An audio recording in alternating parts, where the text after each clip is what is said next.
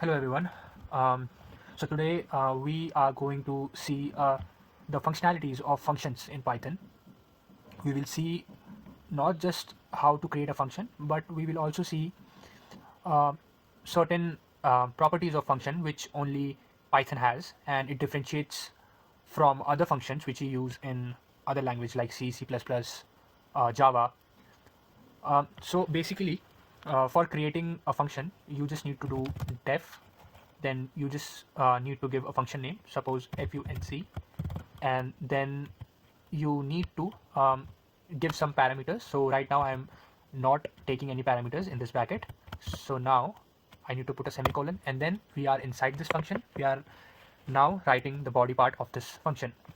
So for example, this function is returning the addition of two number a and b, and the a and b are the parameters of this function definition. So now if we call this function, like for example func and 2 comma 3, then this function returns a plus b, that means 2 plus 3 5, but we need to store it. So we can either do this and we can print the variable, or else we could also do something like so I'm commenting this right now, and now we can also do print func and 2 comma 3, right? And if we run this, we will get 5, right? So now so this was something what we called a function definition and function calling, right? We are calling this function func by passing the arguments 2 comma 3, and this a comma b is parameters of this function, and it is returning a plus b. So this was what basically functions is in Python. This is that. Now let's move forward to some unique properties of the function which only Python has, and that's what I love about Python. So Python, the function, all right, so I'll comment this. So the functions in Python are generally referred as first class object. So this is a fancy term, but this holds a great significance. This sentence holds a great significance. So why I'm saying that is because Python function itself act as an object. So for example, we can do 4 things in Python. So first thing we can do is we can define a function inside a function, inside another function. Second thing we can do is we can okay,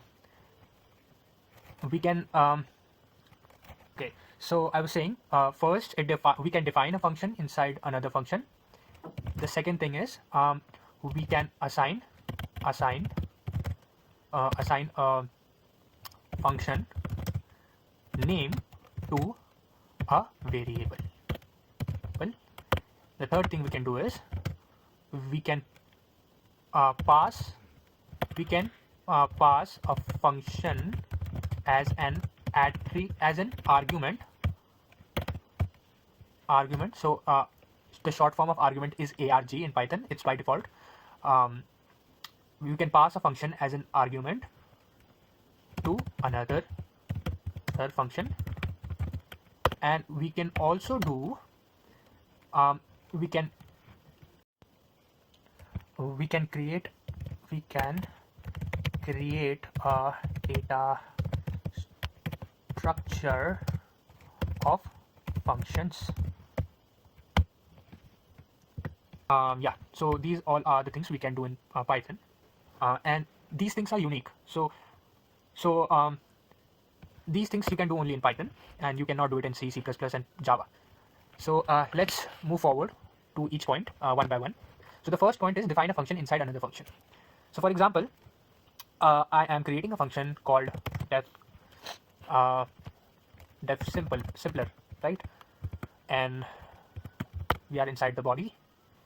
Now so suppose all right, suppose okay, I've taken an integer a, and I'm saying that I am adding this by 2, right? And now I can define another function which is suppose complex, complexer, because complex is a data type, so we cannot use that as a function name. Now suppose we have taken an integer, say a b, right? And what I'm doing is I am returning b into 5, right? And now what I'm doing is I am returning I'm returning complexer, and I'm giving this a, right? And now, so I've completed this function body. Now if I want to call it, so since this function will returning me a number, so I should write it as integer, and because I'm also giving it an integer, I should define it as integer, so I can print this simpler. And now if I am giving an integer, let's say 2, then we will get the output 2 plus 4, that 2 plus 2 4, and 4 times 5 is 20. So yeah, we will get 20. So what the beauty of Python function is, we can define a function inside another function. So like we have defined a function complexer inside simpler, and what we are doing, we are returning from this simpler function, but the returning value is another function which is defined inside simpler, right? So when we gave 2, the a value is 2, a value gets added by 2, that means we are having 4 now. And then when the interpreter looks at this function and then goes to this return statement, and it sees that we are again calling another function complexer, having with a parameter having a as an argument, but having parameter b. Now we are multiplying that value of a by 5, that means 4 times 5 20, so that's why we are getting 20. So earlier we saw the first part, which is define a function inside another function. Now we will move towards the second major property of functions in Python, which is assigning a function name to a variable, right? So assigning a function to a variable, we have already seen in this above code, where we are assigning this whole function with the arguments 2 and 3 to this variable a, and then we are printing a. But what if, let's just comment it out. What if I've defined a function called adder, and we are taking two numbers and we are returning a plus b minus 1. So this function is basically returning the addition of a and b, and then subtracting 1 from it, right? So what if I'm assigning the function name only to this variable? So like if we do this in other languages, we will surely get an error, because we are only assigning the function. We should assign like this, right? But let's run this and see if this gives an error in Python or not. So we have no error, see? So because we are not printing anything, so that's why there is nothing to print. So that's why we are getting no error. So the beauty of Python is we are basically providing, we are saying that the variable a should get all the rights, all the power of this function adder, right? So rather than giving an error, Python is smart and it detects that we are only assigning a function name. So we will give this power of this function adder to this variable a. So now if we were to print, right? So suppose if we did not have this line, so and we want to call this function, so how do we do it? Like we do it like this, right? Adder and then 2 comma 3. So basically it will give us 4, right? But now since I have added this line, so I'm assigning the power of a, I can use the variable a as a function. So now I can do it like this. So now rather than calling adder 2 comma 3, I am doing a 2 comma 3. So it will give us 4, right? So this is the beauty of Python. So we can assign a function name to a variable, right? So this was the second part. Now let's comment it out, and let's give this section 1, let's name this section 2. All right, so now we will see pass a function as an argument to another function, right? So generally we have seen that we can pass different values, and this value can be integer.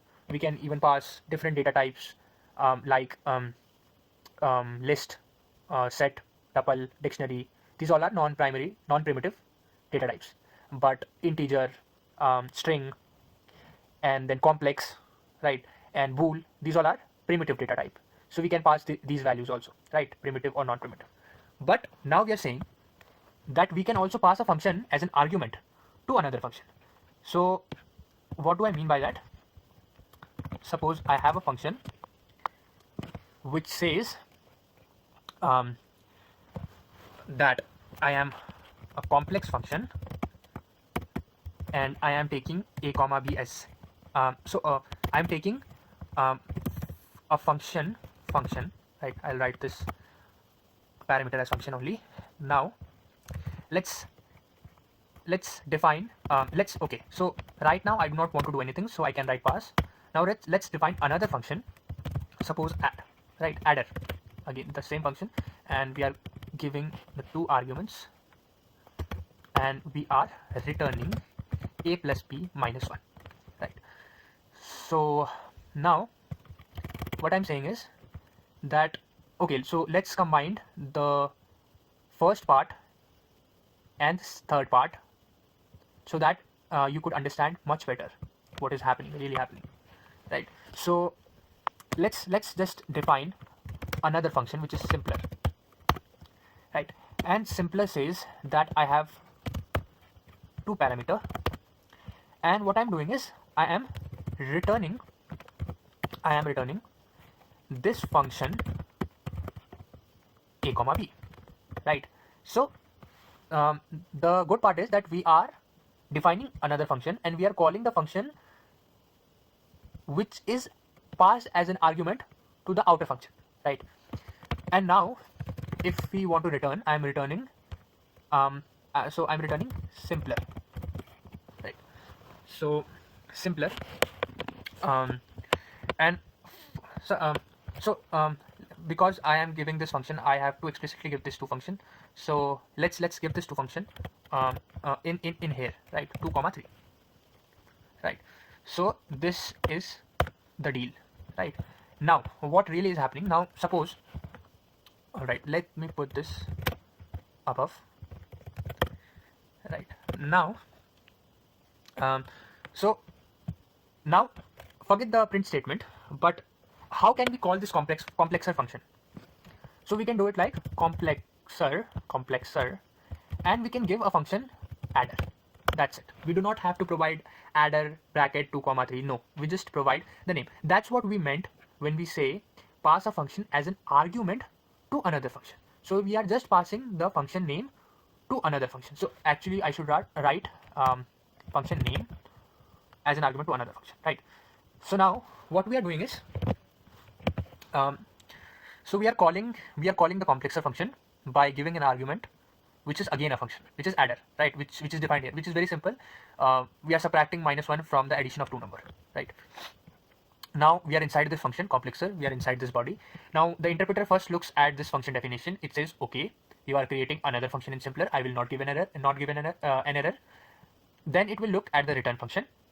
It will see that, oh, you have created a simpler function, so it will search simpler function within this body, right. So here we go, the interpreter finds the simpler function, and then this whole function, that means, is returning the exact same thing which is returned by this thing, right. I'll again repeat, the return function or return value of this function, that means this when we are calling this, will be this function, right. So whatever this function is returning is the return value of this whole function, right. So when we give 2 and 3, it is returning function of a comma b, right. So function of a comma b, that means function is adder here, and we are giving 2 comma 3 here. That means we are indirectly calling adder 2 comma 3, that means 5 minus 1, that is 4, right. So when we print this, we are going to get 4. So that was all about point 3, that we can pass a function name as an argument to another function, like we are passing adder to complexer, right. So this was all about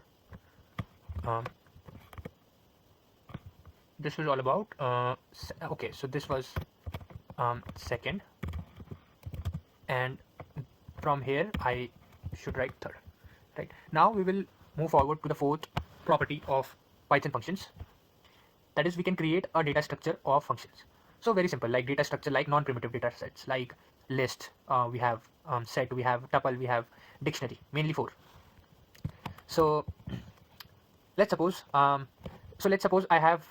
commenting out uncommenting this adder function, and then I'm uncommenting this func function.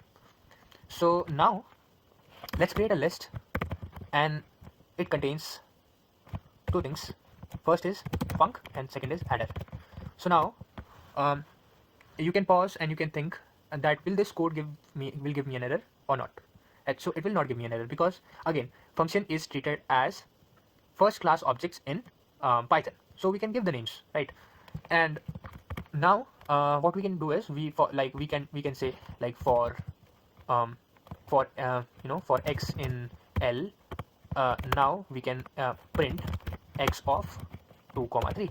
So first we are calling func, then we are calling adder by the same arguments 2 comma 3 every time. So func will give me 5, and adder will give me 5 minus 1 4, right? So adder is not defined. Okay, name error, name adder is not defined. Did you mean? Okay, let's run again. Yeah, I don't know why it occurred, but now it's having 5 and 4, right? All right, right. So that's all for today. Thank you very much for watching this.